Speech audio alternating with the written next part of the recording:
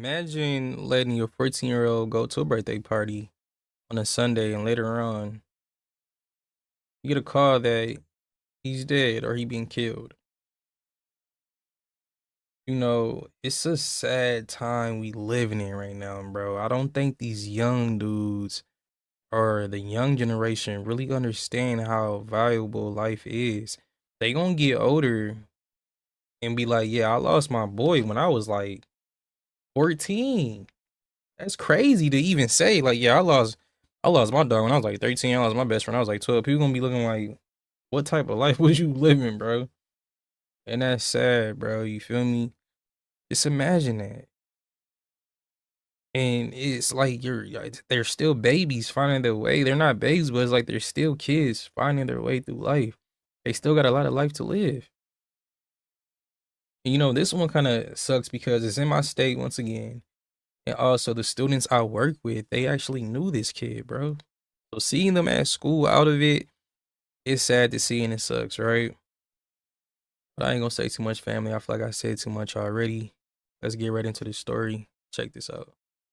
Tragic developing story out of Minneapolis this morning where police say a boy was shot to death during a birthday gathering. Saquon, live for us in Minneapolis with what we know so far. Good morning, Sa.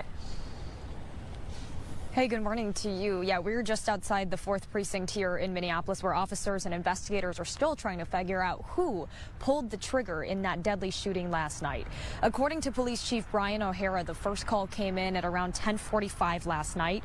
Officers were called to a home along Russell Avenue North in the Jordan neighborhood. It's just about a 3-minute drive away from North Memorial Hospital. Our photographer was on scene overnight shortly after that shooting. We are told there were several people in the streets while officers started investigating, clearly upset over what had just happened. Initially, dispatchers were told that the teen boy shot himself in the basement of a home, but now it sounds like someone else may have pulled that trigger. The boy died at the scene, and police have arrested a teenager who they are now calling a person of interest. As a father myself, I cannot imagine what it would be like to go through a crime of violence to your child like this. And we are working to determine exactly the circumstances of what occurred and to bring whoever is responsible to justice if this is in fact homicide. Well, so far, police have not shared the ages of the victim or the person of interest or what led up to the shooting. So far this year, though, there have been 53 homicides in Minneapolis. Of course, this investigation is ongoing. We will keep you updated as soon as we learn more. Guys, back to you. Thanks so much. That is our